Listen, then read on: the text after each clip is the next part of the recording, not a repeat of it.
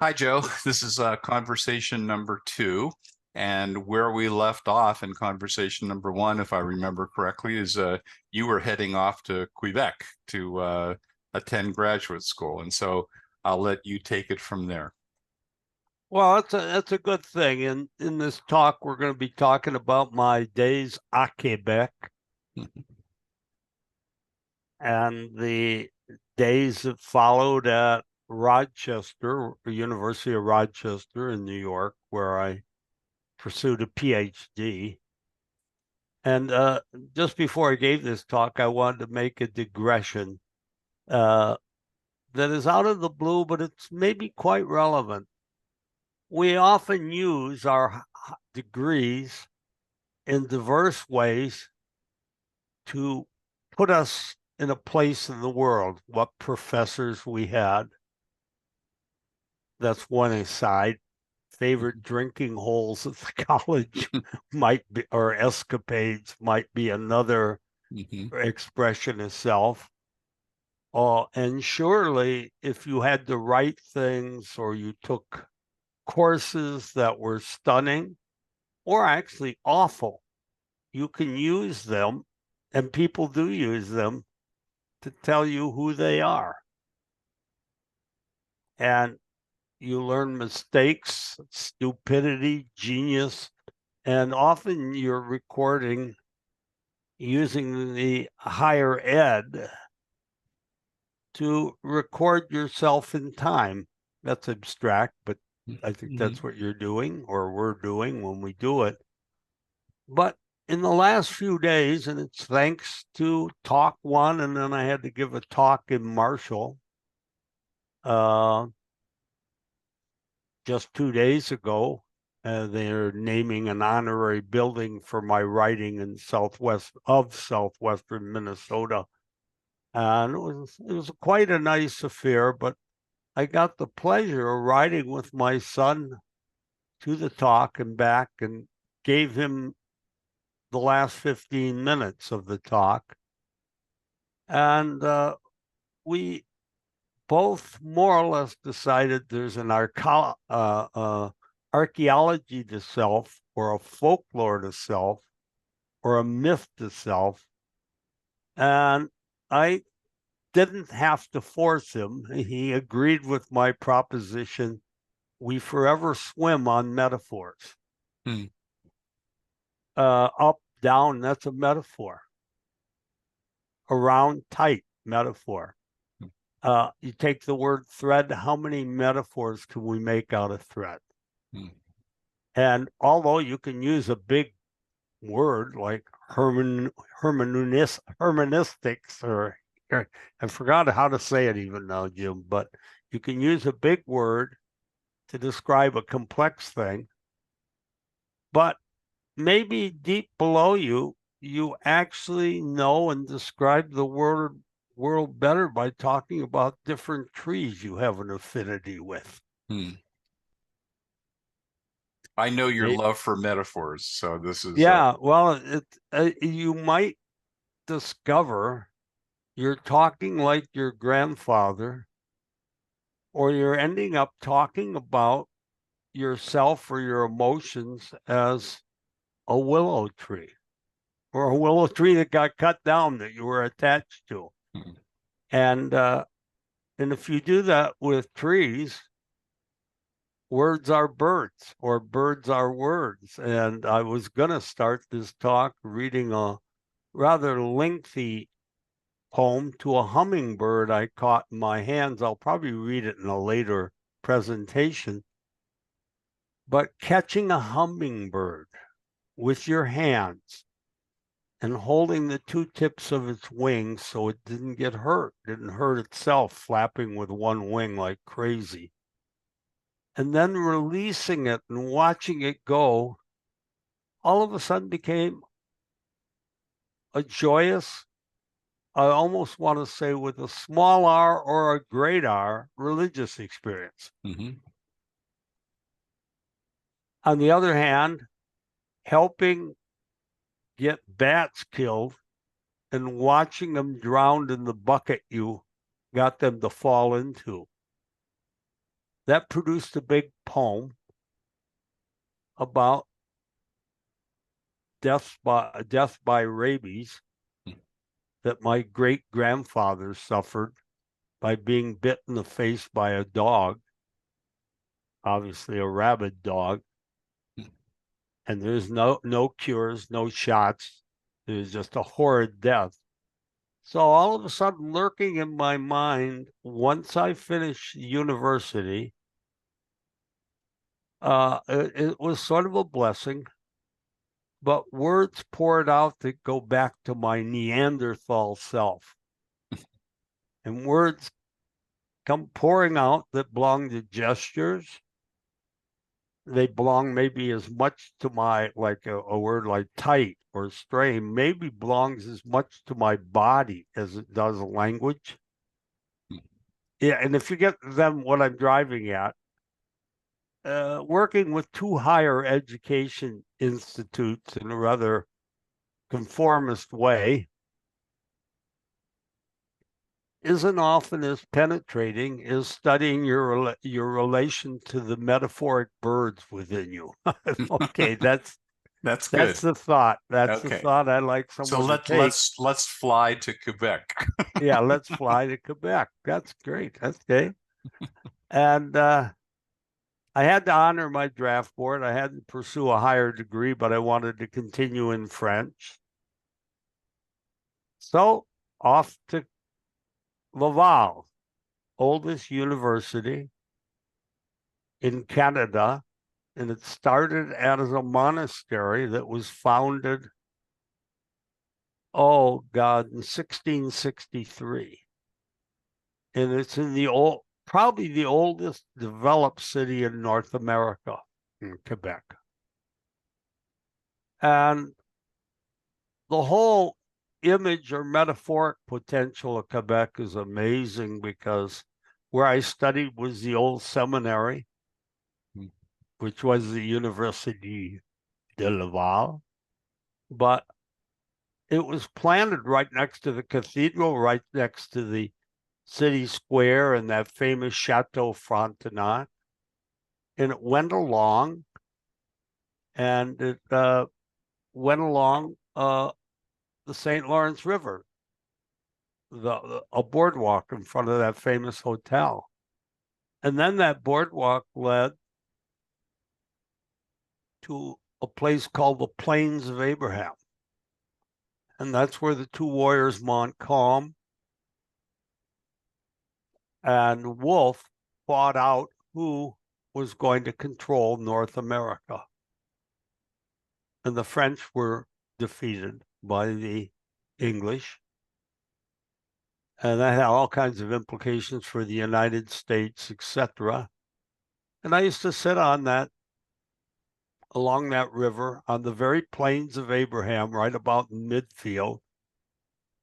It was just common to go there. It was my place to sit and study and reflect and enjoy the outdoors when possible in Quebec, whose weathers were quite extreme. So that's the environment I was in. It was frightfully historical from our point of view, but the river connection, I'm not going to force the listener to follow the waters from Detroit through Lake Erie to Lake Ontario, across spots in New York and Canada, and finally get up to Quebec, passing Montreal along the way. But it's a marvelous kind of connection, whether you make it by ship or you follow those waters from Detroit and Toronto up in a train. So it plunged me in another world. I stayed in a rooming house with an older French-Canadian couple, the Trudels. And Mrs. Trudel was a massive early peasant who found her way into the city. And she saved everything. String, balls of string. I had one ballpoint I kept wanting to throw away because it'd run out of ink. And I threw it away 4 times and it kept turning up on my desk. Finally, I caught on. She couldn't imagine throwing away a ballpoint. So I had to take it out of her place and find a trash can and get rid of it myself. But that's just an example. She's a very nice lady, but very traditional. Whereas Mr. Trudell, he'd worked hard and he sat by their TV, which was new in their living room. And guess what he listened to? Rondelle, Bellevaux, Richard, boo, pour Montreal, a goal for Montreal.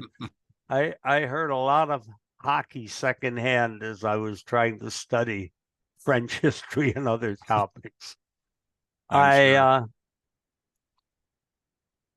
I won't talk about what sociability I had with members of their family. It was very slight, but interesting. And the fall I was there, I got there in the summer to bone up on my French for courses that were all in French. Everything was in French. Oodles of courses, by the way, for your master's degree. Incredible number of courses. They only met once a week, but it was a turbulent, as in a way idyllic as Quebec was. It was in a state of turbulence.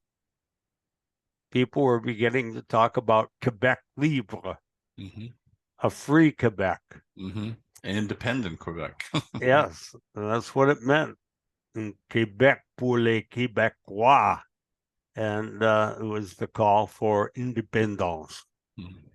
And so we had that political activity.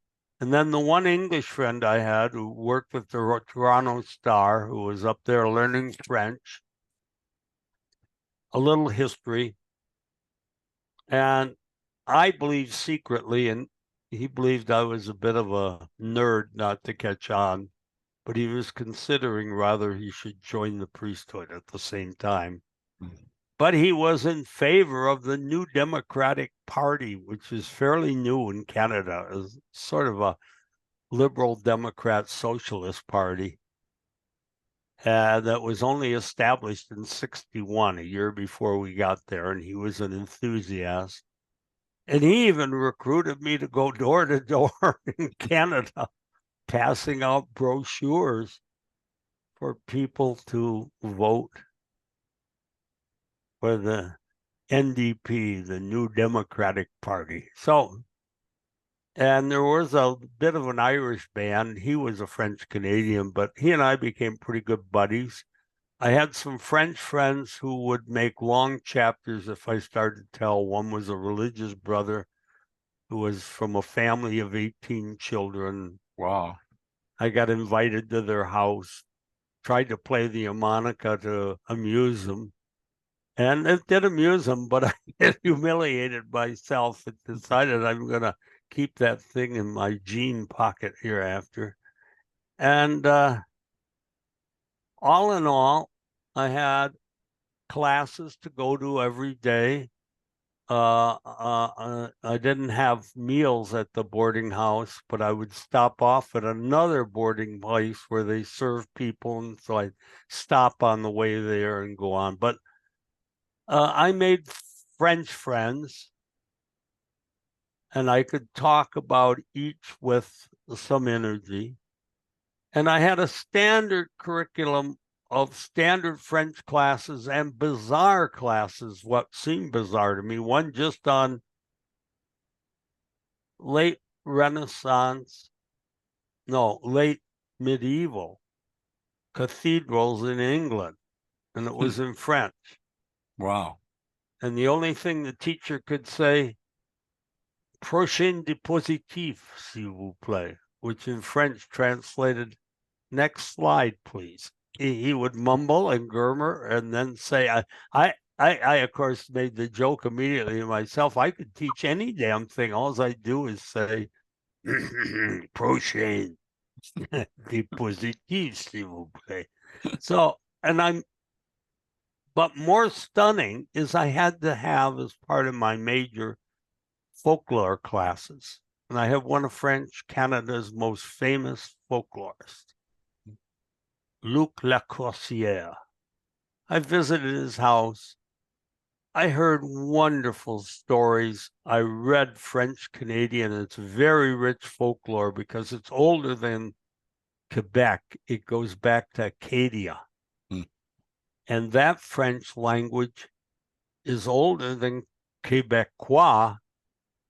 It is Nova Scotian, or if you want to call it Nova Scotian, but it goes back to the French of Rabelais that was terribly rich French, so filled with words you'd think it was English, until the French Academy got a hold of it and turned it by its ankles on its head and shook all the great proverbs and jokes and the wealth of the language out to simplify it and purify it and administratively make it a keen edge for control.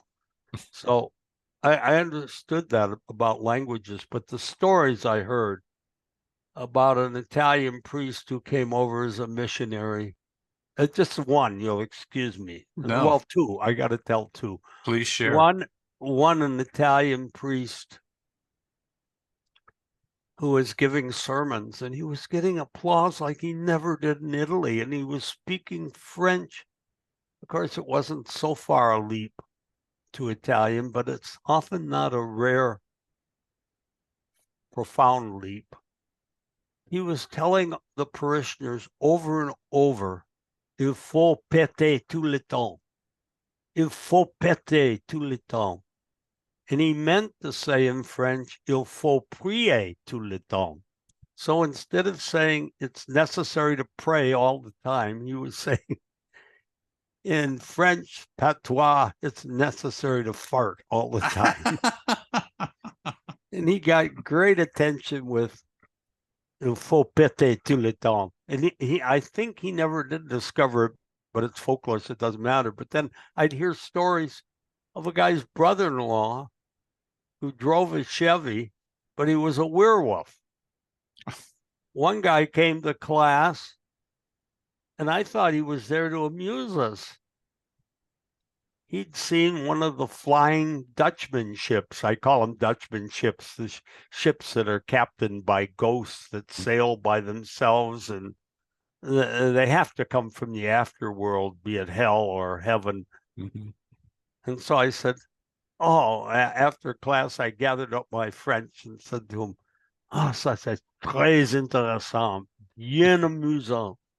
It's very interesting. It's quite amusing. And he said, no, c'est vrai. He had thought he'd seen us. So what could I do if your brother-in-law drove a Chevrolet and he was a werewolf? But I love the intermixture of folk mind that continued into the present that I was exposed to. Because when I got back home, I listened to my grandmother from Sicily's stories more clearly, and from my great joking grandfather, and he was just filled with jokes. And some of them were raunchy and swearing, but I heard them from childhood on. He'd tell me how can you tell if Aunt Sadie's home or not? She was a recluse. I'm 6 years old. How the hell do I know if Aunt Sadie's home or not? And he said, very simple. You go behind her house and see if there's any footprints out to the privy or that kind of stuff I was brought up on. And I say all that to say, aside from learning French and learning some pretty heavy duty concepts, which the French are not averse to, I was learning folklore that was in a certain way taking me into my own families. Not in French, I mean, although later, I must say, it became much stunning 30 years later when I discovered this grandma I had, whose maiden name was Boudry, was actually Boudreau, spelled D-R-O-T. and her ancestor landed in Acadia in 1640. So he's one of the founders of early Acadia. So I couldn't claim even a touch of Acadian background, which then gave me a touch of Rabelais. And if you've read Gargantua and Pantagruel, you're in one of the rivers. You're in the main headwaters in which Shakespeare swam in, Cervantes swam in, where they would take what was popular and translate it into their living language or written living language of the day. And it wasn't necessarily academic, if you know those guys. So anyhow, that's all things that Quebec brought to me, and folklore in particular brought to me. And they had a nice little folklore library where I began to read actually in folklore different they call them motifs and themes, and how the stories could go all the way back to Egypt that the French were telling in the 1500s. I'm just extraordinary travels in your mind to distances, but we're in popular culture now, or vernacular culture. My son Tony likes that. So there was that experience with French people, interaction, and there was travel north of Quebec, where I would see a harness and a little cart to pull milk cans, and the harness was for a dog. Or I'd see giant bread ovens on the front lawn. Or I'd see houses that would go back with every other generation. They'd just keep adding directly to the back of the house, so it was an elongated house. I saw woods, I saw waterfalls, and then I got up to Saint Anne de Beaupré, about 20 miles north, and I saw religious Quebec poured out in the belief in miracles. And then a word that we don't use very much, but is quite common, ex votos, objects that people give, be they badges or their crutches, and ways to record the miracle they received. And Saint Anne de Beaupré would have whole pillars with crutches, one upon another, that shimmied their way 30, 40 feet up, and little badges. And it certainly, whether people believe in that or not, it was a realm of miracles. But let me just jump back and do one little bit of one little tiny bit of the intellectual history I carried on that I was already involved in. And I had to write a thesis, and it had to be high research standards. The French had a habit that when you cited a bibliography, you even had to measure the book in centimeters. So if somebody wanted to find it on the shelves, they'd know if it was big or small. So they just couldn't find it in the catalog easily. That's amazing. It was the old library. We had the old library system.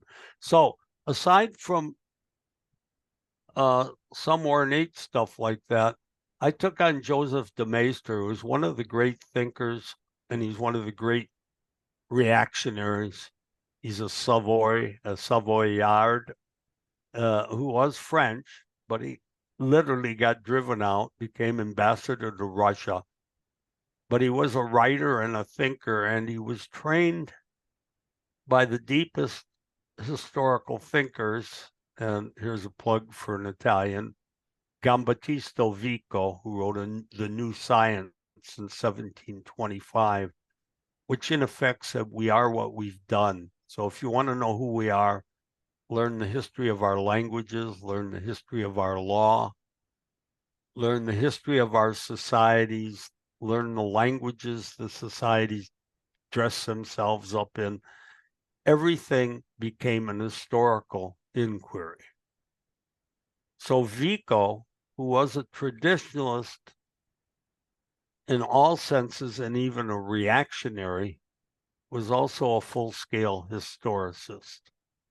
And what he was profoundly good at is criticizing simultaneously the French Revolution and the Napoleonic revolutions. Rather than being opposites, they both believe that history was ultimately leading to the new, and the consequences, they were irrevocably, this is de Maester speaking, destroying the old world in all ways, its traditions, its language, its religion.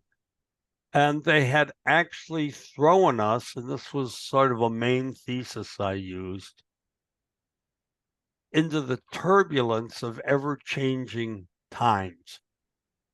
And in ever-changing times, once you realize what the implications are, and they include your dead, they include your faith, you experience what the great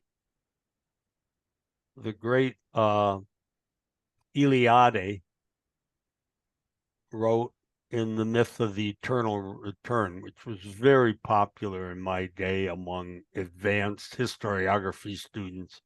He called it the terror of modern history.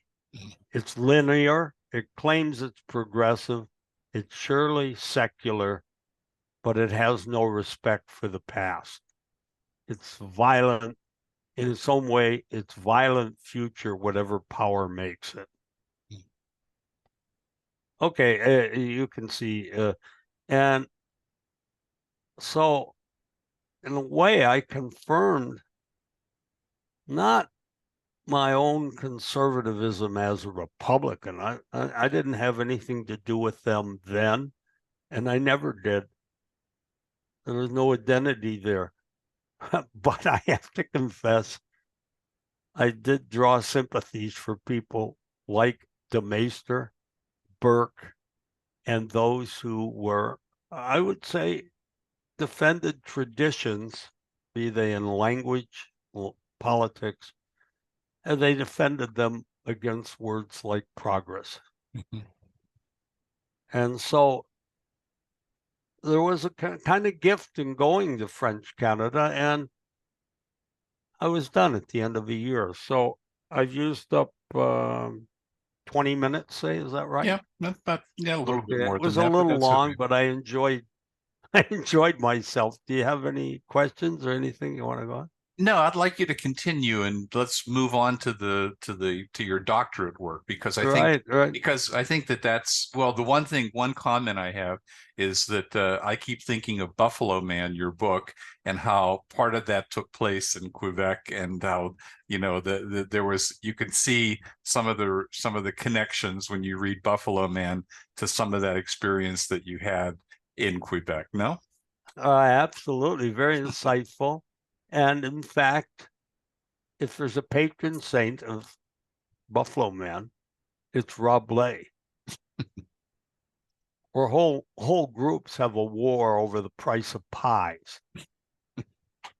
A guy steals the bells off the church in Notre Dame. And he gets his horse angry, and his horse pisses, and floods Paris as a response. That's Rabelais. Yeah.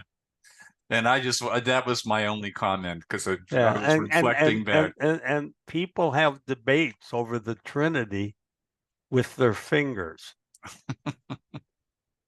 and all kinds of crazy implications. But there was a latitude in those thinkers, and it's in Shakespeare, it's in Cervantes, and it's in Rabelais, and then there's the cousin Montaigne, who I got to know quite well and like a lot. And Montaigne, every person, every place has a history or a story or an episode, and that includes the Greeks, the Romans, the Indians. We discover. What I'm driving at is he was willing. He was already ready, or already wrote my book. The Self is not one. The Self is. many. Let's move on to your doctorate work in Right. Rochester. Let's get there. I ended up at Rochester. I wanted to go to Chicago. Guess who was teaching in Chicago? Marcia Iliade, the great Romanian Orthodox student of the primitive mind. And that's where I wanted to go. I did get accepted, but without a sou, without a penny. Quebec, and this John Hewitt, the friend up there, helped me write the things. He was very good at that stuff. Anyhow, Rochester decided I deserved a National Defense Scholarship because I could study Russian and read Russian already. So they paid for everything. I mean, as far as tuition goes, and gave me a cash supplement that covered basically room and board. So I never had much, but there was a case of going to graduate school relatively at Rochester for free. And so I went to Rochester. And on what was then called a National Endowment for Humanities grant, but it had the word defense worked in it. So it was a Cold War grant. And it came with the condition I study Russian history, and then I could have lesser fields. They could be European and historiography, which were my two lesser fields, but my main field had to be Russian. And, it was a nice, quiet town there. It was on one whole side surrounded by a river and park, and on the other side surrounded by an 1838 Mount Hope Cemetery, where famous people were buried, and there's a population of almost 400,000 souls there. It's a big cemetery. Wow. Yeah, it's as big as our Arlington. Yeah, or it's as big as our cemetery in Detroit, where my relatives are buried and Poles are buried, and all the ethnic people are buried. But this one goes back to pre-Civil War with Black leaders, and it's quite an addition, and a park on one side, a big hospital on the side where I first lived in, but then I got a place across the river. That was always charming. You'd leave campus and then cross a pretty good sized bridge. Kathy and I did that when we were first dating, cross the bridge together, and then I'd have an apartment on the other side of the river. I could spend no length of time talking about my roommate, Ed Hundred from New York City, who was a bright guy, but he did have a terrible prejudice, and he was a flamboyant New Yorker. And he wanted to insist that New York was the center of the world.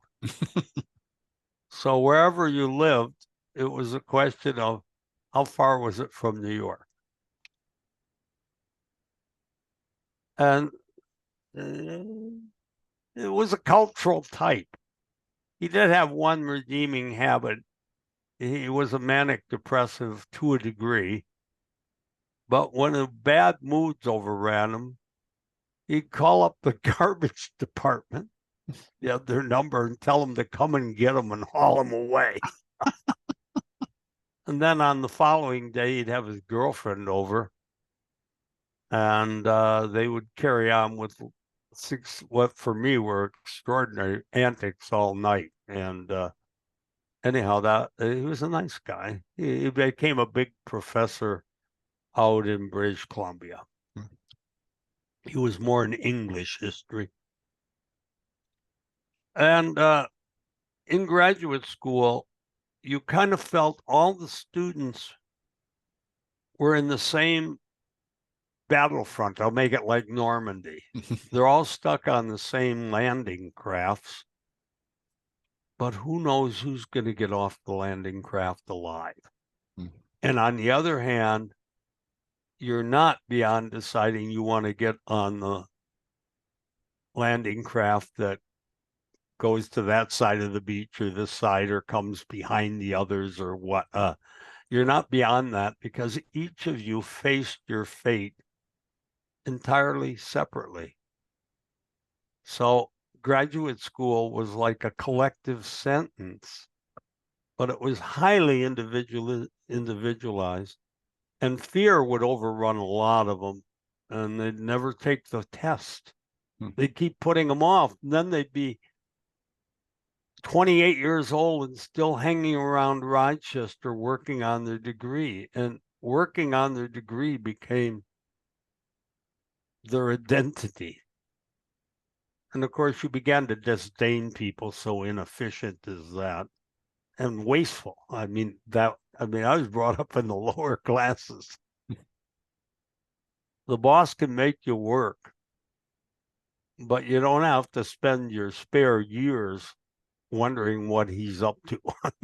So, so I had the department was filled with young bucks who were making their career. They mainly had out one good book because Rochester was in the hiring mode. They had good grant basis with I want to say Kodak, Xerox. They had it was a well-endowed town, a well-endowed university, and they decided they'd go with history. So they hired some of the best young emerging scholars, not just teachers, but scholars. Hayden White, who studied with me, who studied with the same man I did at Wayne State, was there. Hayden White, if you ever looked his name up, you'll see he was a prominent writer of books on European ideas, but he particularly liked to write on the styles of history and how they kind of revealed self. And that he picked that up, but I won't talk more about it. There was the historian Marvin Becker who wrote on the early Renaissance and the early Italian Renaissance. So I did do some student teaching for him one semester in early European history. They're a well-known American historian, and then even the guy I had in Russian history was pretty well known. But unfortunately, or fortunately, I really liked the Russian intelligentsia in the 19th century. They were as divided among themselves about modernity as I was within myself. So they could all be voices within me, and they spanned the entire tradition from those who are going to go back to the old Cyrillic church and idealized peasant communities, and went all the way to those who were advanced socialists who wanted to overthrow the czar. The intelligentsia was a great spread of possibilities that the Russian regime wasn't following, the czars weren't following. Mm-hmm. And these people ended up leaders of the revolution, but many were among the first exiled by the revolution. Mm-hmm. And I loved the bunch of them. Some came later on to influence the guy I wrote my dissertation on, Mounier, because one of the places they went to, some went to Italy, a few England, but Paris was the great place for refugees. So those coffee shops were just humming with so the individual Russian thinker I took quite a liking to. He was a spiritual idealist, but not an idealist who was a vague idealist, but he believed in freedom and spirit, and that was his name slips me. That's very embarrassing. No, it's okay. I'll catch up with you in a second. My mind will decide it should answer. But he was very prominent for me, and I continued to read his works. The problem was the second year of the scholarship. Monas took us into his seminar. He was the Russian teacher. And for all in all, I wasn't up to his technical standards. And he wasn't able, it seemed to me, to teach us his technical standards. He was a translator of Crime and Punishment, a variety of kind of prominent books at the time, but he wasn't a man who had much pity for his students or just pointing out where you're going. So I wasn't going to be passing Russian history with all the consequences. So another kind of half miracle occurred. They said, well, after the first year, you don't need to stay in Russian history for the grant. Ah. So I shifted over to European history. And of all the new professors, there was a son, Berdayev, by the way, is the Russian name I was Berdayev, looking for. yes. Nicholas Berdayev. But of all the teachers, there was a teacher about 10 years older. He wasn't as old as the old teachers there, but about 10 years older than the new ones. And he was much more political, historical in a way, directed than the others. And his name, he was a Napolitan by inheritance, some town down by Naples, Salamone. He wrote important books on 20th century Italian democracy. And of course, had to think all the time about fascism, which overran Italian democracy, as we did, even the people he brought to speak. But he introduced us to great Italian minds and European minds. He was, in a way, trained to think of the 19th century the way the best minds thought of it, and he introduced us to those minds. Joe, just a question: was the introduction in the form of lectures that they gave, or were these seminars that you were attending? Well, it was with Salamone. I first had him in historiography, and in historiography, we had to produce papers. I wrote on Lord Acton, and I didn't write a really great paper on Acton. I think the ideas were very good, but my writing was, I wasn't very neat. And so my writing didn't have that secretarial efficiency to it. But anyhow, I more or less got on with him. So I'd go and sit in his classes. And without being precise here, I'd have to really scrape and dig Jim. His specialty, or his introduction of the Italian South, led me to my peasant relatives again. All this higher education was in a certain way, be it in Canada or the United States, bringing out the grandparents in me. And in this case, is it part was of the Sicilians. And this led to your love of peasantry, right? I mean, this was a road towards your love of peasantry. Yes, absolutely. And it was compounded later, just a year or two later after I graduated from Rochester. I mean, I was reading French literature, etc., because of the Quebec. My dissertation was in French, but I started to read on French peasants. And then I got another, just a national scholarship with other fellows who were out teaching. It'd be like young fellows scholarship to go to UCLA to study with Eugen Weber.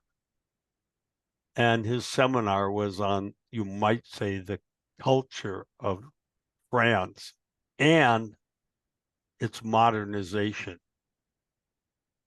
And he was writing his famous book when we were there called Peasants into Frenchmen. So what are the processes by which France turned all these separate peasants in these separate places into Frenchmen or French women? And so I had two models of what happened to rural people, you might say, because the Italians, of course, were very interested too. How do you make an Italian out of a Sicilian? I love the story I learned from Danilo Dolce when I was over there studying with Dolce later, the Sicilian social nonviolent reformer. He once interviewed a peasant whose proposition is, when questioned, oh, the Pope surely is infallible, but there is no God. It's just wonderful contradictions. And I rallied in contradictions. And with Salamone, I was engaging in getting something that was, I'm using a big word, something that was like dialectics of Hegel, but it was concretized. And it was actually what I kind of named myself Salomone's trialectics. So if there was Mazzini, there was also Cavour. But if there was Cavour and Mazzini, there was also Garibaldi, the revolutionist who went to Sicily. And Mazzini thought for all of Europe. Woodrow Wilson got most of his ideas or spin-offs from Mazzini. So we were learning how idealism worked, but the formation of new nationalism. So if there was a Bakunin, who I tended to sympathize with, an anarchist, but a countryside anarchist, not a bomb-throwing anarchist, a communitarian anarchist, he could be opposed to, say, a Marx, a hard dialectical who wanted to deal with warring classes, or Bismarck, who wanted to make a state out of armies, troops, and expansion of Prussian power. And Salamone loved that interlocking dynamics. And that made a lot of sense to me because it did deal with power, money, ideals, and it dealt with, it had implications for traditional people. So Salamone was my great mentor.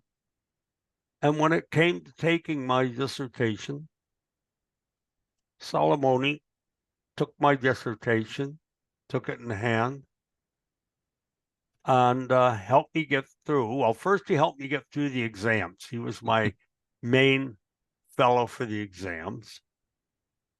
And when that was over and he got through, he felt like he'd kind of got me through, and I was one of his graduate students. But he shared a confidential debriefing with me that the professors had among themselves. And a few of them had started to call me. It made me so proud.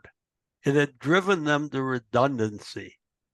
They called me a crypto Machiavellian. A crypto Machiavellian. Yeah. And that was my label. And rather than taking shame that someone thought I was a double cheater, I thought it meant I'm shrewd 2 times that, and any peasant can outthink a guy with a suit on any day in the world. So, all right. So I had good classes, and then Salamone was good enough to take up my dissertation, which was on French Catholic thought. And actually, to be truthful, it was called Mounier and Maritain, a French Catholic understanding of the modern world. It's a beautiful system. It plays off on dialectics. We don't want individualism. We don't want collectivism. We want personhood. We want community. We don't want just place alone. We want soul too. So it saw human beings as composite that shouldn't be violated. But it as I had thoughts, was blind to power and its implications. So as brilliant as it was as blind as the majority of French and English intellectuals were, and everyone else, the politicians. They were blind to German tanks and German expansion. And they were blind to Russia lurking in the background. They were willing to play with, oh, communism, this, and the US, that, and we'll find our way between the dialectics. And I was trained enough by Salamone that I knew that one versus two doesn't always mean there's a three, or the three you choose can't be just the three of thinking. It might involve tanks. Right, right.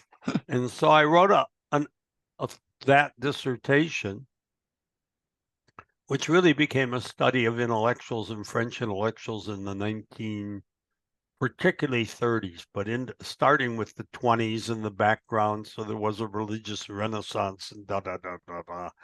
There was just a lot of history of Catholicism in it. With also it had not just Mounier, it had Maritain, and anyhow, the dissertation was well received. Salamone rounded up some pretty prominent professors. One was a guy called Iggers from Buffalo. He came over. Iggers wrote on historiography, and I passed, and he had me over again. The last time he'd had me, and he'd been, by the way, he did come to Kathy and my wedding, which occurred just after I passed those oral exams, and Kathy and I were set out on our honeymoon for the University of California. But he was just a saint in terms of I'd send him a chapter, and 3 days later, not three because of the mail, but maybe 6 days later, I'd get a thorough comment on each chapter of the dissertation. And meantime, an English professor, an older professor who served in World War II, who was a pilot, and he had good stories. He also had some good booze at his house when he'd invite me over. And his wife was a writer on American poetry, sort of known. And he wrote on Hemingway.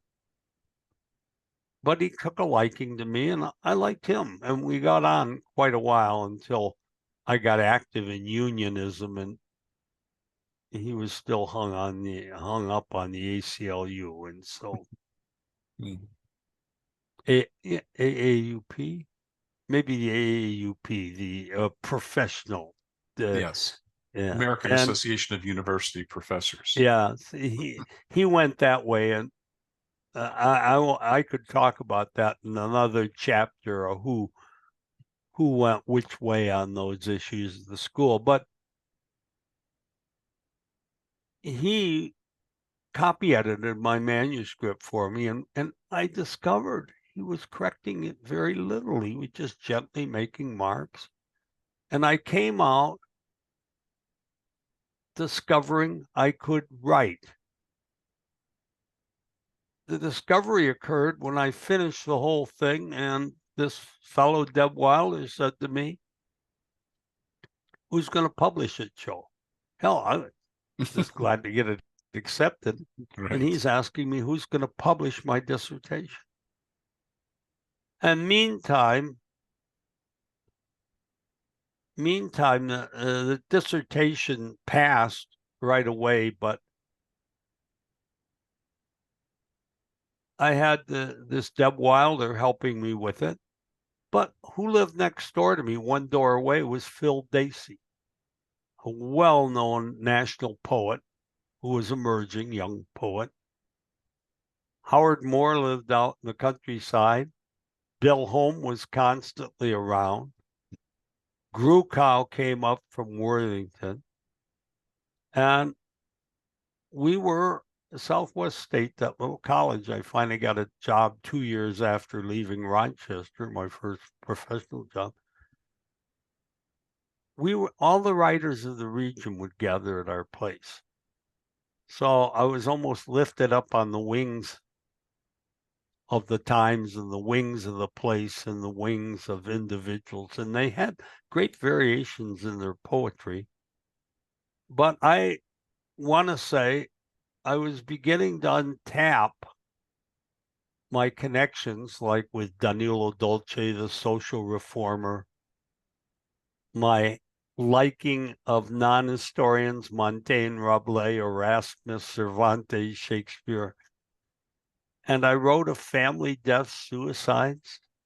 Well, I started to write poetry, and it started to really burst out in the early 80s, which is 10 years, a little more, about 10 years after I left Rochester. And a lot of it showed up in a book I wrote, which is filled with my attempt to take the world on with epigrams, little paragraphs, occasionally jokes, and poems. And the book had the most morbid title. It was designed by a friend who I knew when he was still in high school out in Cottonwood. But the book was called Death Book, Terrors, Consolations, Contradictions, and Paradoxes.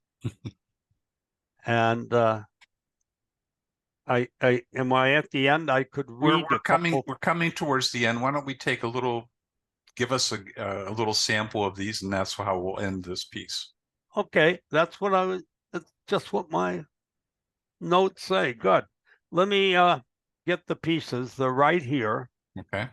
And you've got control of the microphone. If I get carried away, let me know. Okay. The first thing I want to say is that indeed images of the world can interpenetrate with memories and stories of family. So when we killed the bats at the Unitarian cabin that were keeping me up all night, and we put a plastic bucket under their hole, that's the head of the Unitarian camp. I didn't think Unitarians dealt with bats, but there they were. And here's a few fragments from a poem called Dark Fall, Instructions on Killing a Bat. Put your face before your face, it sliced the room in two, cut it into 100 parts, and worse was that holy vision that rode on those dark wings. My great-grandfather Boudry's rabid death lived on in my grandmother's memory for 60 years. That's the introduction of the poem. And now in the morning, this is the morning after we hung the bucket. They had terrible stories about him. He was strapped to a table and his friends did shoot him, but in fact, research kind of discovered, or at least inquiry discovered they were going to shoot him, but he fortunately died. But here's a day's plan. Now it's morning. Plan your revenge. Hang a bucket half filled with water at the opening where you heard them dressing their wings all night long. Remember, the bat is not a bird. Its flight, like human history, begins with a fall, and it must fall to rise. And it goes on like that. It's quite, I think, pretty decent. Yeah. Throughout the night, they will struggle against water and one another. That's the bats who fell in the bucket. They will swim and float. They will climb, scratch, gnaw. And each truce with death made will be broken by the fury awakened by a new fallen bat. In the coming light, they will become a slowing circle of life, a raft of darkness and wing, and you will peer down at that swirl of creatures. So I think that's a good one to close on, actually. You want to close? Okay. Yeah. I have others of students who committed suicide that I wrote poems. A faculty member that committed suicide. But let me read a small poem to my father, and suggesting that there is a reciprocity going on between the metaphors in me, the stories in me, the experiences of me, and then in that way, family is a roadmap to being or the world, that kind of theme. Okay, here we go. My father appeared to be practicing dying. He is reclined in his recliner, His face is long, drawn, ashen white, his breath deep, precarious, hesitant.